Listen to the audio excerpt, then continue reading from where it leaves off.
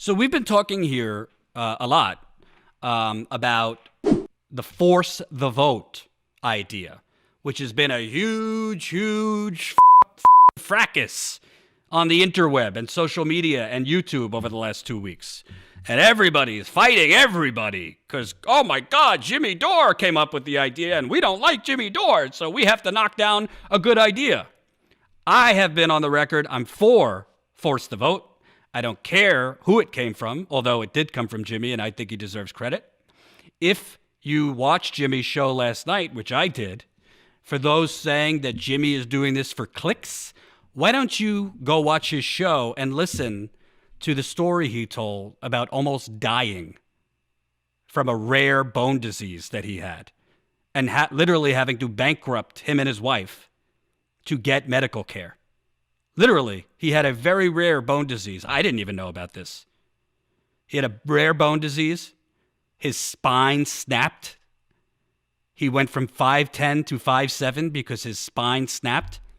The only way he could get out of bed for a year was downing Vicodin.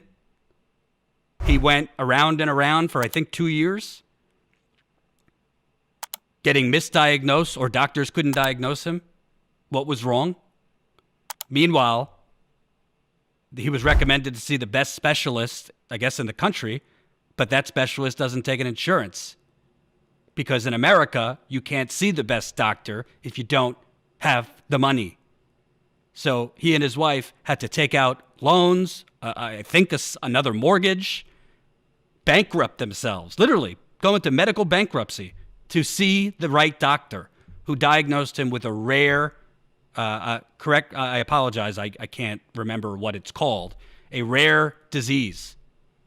And finally, he got the surgery that literally saved his life. The doctor was shocked when he even was able to walk into his office because his bone disease was that bad. So I don't think he's doing this for clicks. I really don't. And when I say it's not about Jimmy, I mean, it's really not about Jimmy. You know, I'm not into all these like high school dramatic fights between this YouTube host and that one. Like, it. I've had enough drama over the last years. But I'm seeing a lot of YouTube hosts talking like people like Jimmy are not qualified or don't have the credentials or haven't been in the movement or haven't done the movement work long enough to be leading this. And my response, as somebody who's traveled the country for 6 years, who has been on the ground covering movements, BLM, No DAPL, Amazon strike, George Floyd protests, Breonna Taylor protests, General Motors workers getting laid off, and the union movement that responded to that. I'm not a movement leader, I don't think, but I know a little bit something about movements. And I don't know, the arguments against this is that it won't pass if the progressives who currently do have the numbers, and we redid this graphic. I took Richie Torres out there because I looked into him, and I don't think he's progressive. I think he's a fraud. He ran on Medicare for All. That's why I had him in there, but I took him out. But for those saying we don't have the leverage right now to win, to pass Medicare for All, well, I'm pretty sure Martin Luther King, Gloria Steinem, Harvey Milk, indigenous leaders, Malcolm X, we could go on. I'm pretty sure they weren't like, no, we shouldn't cross the Selma Bridge. We shouldn't do that because we're not going to win tomorrow. I'm pretty sure Harvey Milk wasn't like, no, let's not go protest because we don't have the votes or we don't have the consensus yet. I mean, that argument is just the antithesis of how movements actually work. Movements and their goals don't generally succeed without many, many losses beforehand. But those losses are valuable because they serve as building blocks to the ultimate victory. So all these people who, frankly, I feel, are extremely, maybe not intentionally, but are extremely condescending. But who made, with all due respect, who made Sam Cedar or Benjamin Dixon or Nomiki, who I used to work with, like the authorities on the movement? Or Jank, who I used to work for? I mean, I ain't even going to get into that. Who gives them like a higher credential to dictate the strategy? I'm not saying you should by default listen to Jimmy or me. I'm saying the progressive movement is not about credentials. It's not about who's been in the trenches in the movement long enough. I would say Jimmy, based on what he went through medically, is plenty qualified to propose this idea. I won't get into it fully, but, obviously I was let go by the Young Turks 3 years ago. And I needed health care because I needed back surgery. Soon after I was let go. I was let go by the Young Turks in November 2017. By February 2018, I could not walk. My lower back, if you know about back stuff, my L5, S1, I had been going to a chiropractor for months, and this brainiac said, no, you don't need an MRI. You're fine. We'll do chiropractic work. You don't need an MRI. By February, I had massive spasms going down my entire left leg. Spasms in my hamstring, spasms in my calf, and my left foot had gone completely numb. I was told if I don't get surgery, the MRI that this chiropractor told me not to get showed that my L5 disc had been squeezed. It was basically jammed into my S1, my sciatic nerve. And a large piece of my disc had been squeezed onto my L5 to the point that a piece of it broke off and was stuck in my spinal cavity, which I didn't even know there was a thing called a spinal cavity. I was living on my own at that time. And for days, all I could do was lay on my stomach in bed. That was the only position that I could get in without severe, because what happens is when you have that kind of compression and a piece of your disc is stuck, your muscles surrounding the nerve contract. They contract. That's what the spasms were about. When I got to my parents' house, my dad picked me up in the city. I was literally in the front seat of his car in thriving pain.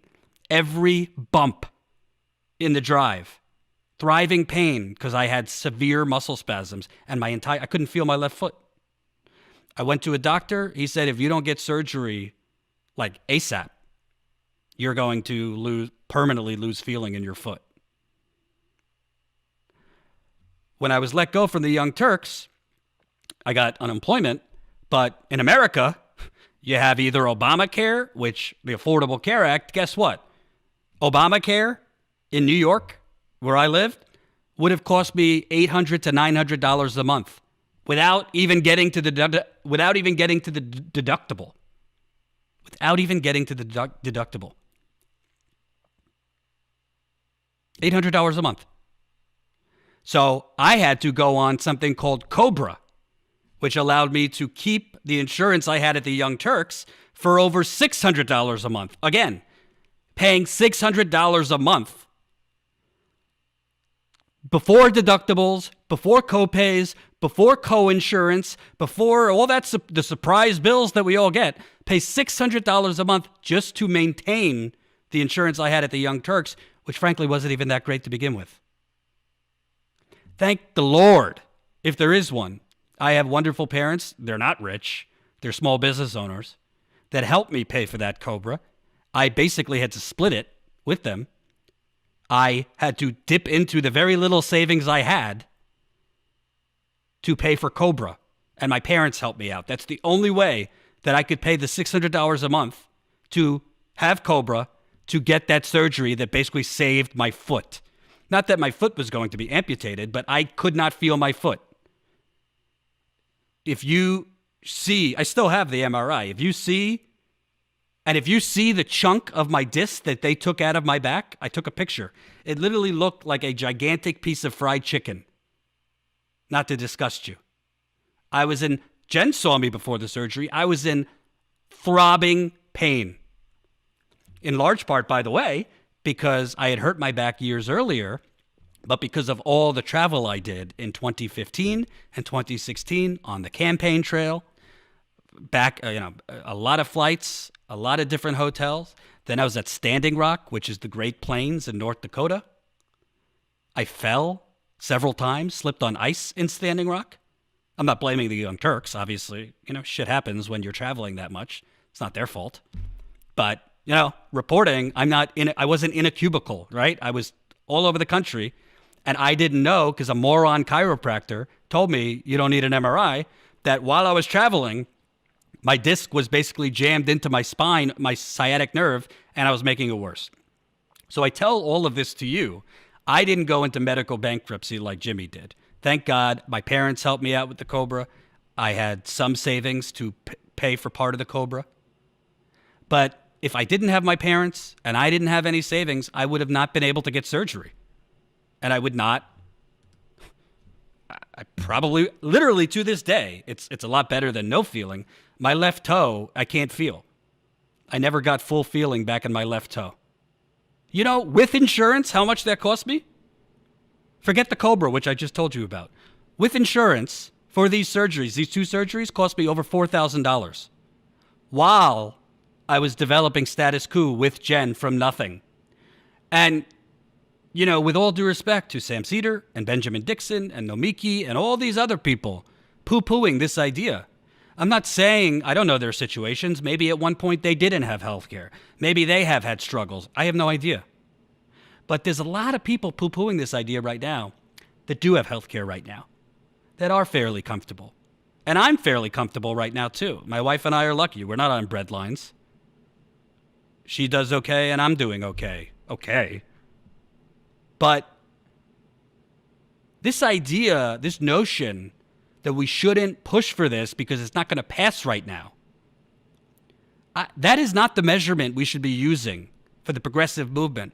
And if that's the measurement we're going to use for the progressive movement, let's not do anything if it's not going to pass the first time, then these things are not going to pass until all of us are in the ground. After we're all gone. You don't say, let's not try because it's not going to pass on the first time. There is value in trying. Hope you enjoyed that last video. Hop on over to statuscoup.com where you can sign up for our email list and become a member for as low as $5 to $10 a month. Membership is how we grow. That's statuscoup.com/join. And remember, join our email list so we can grow the revolution with you.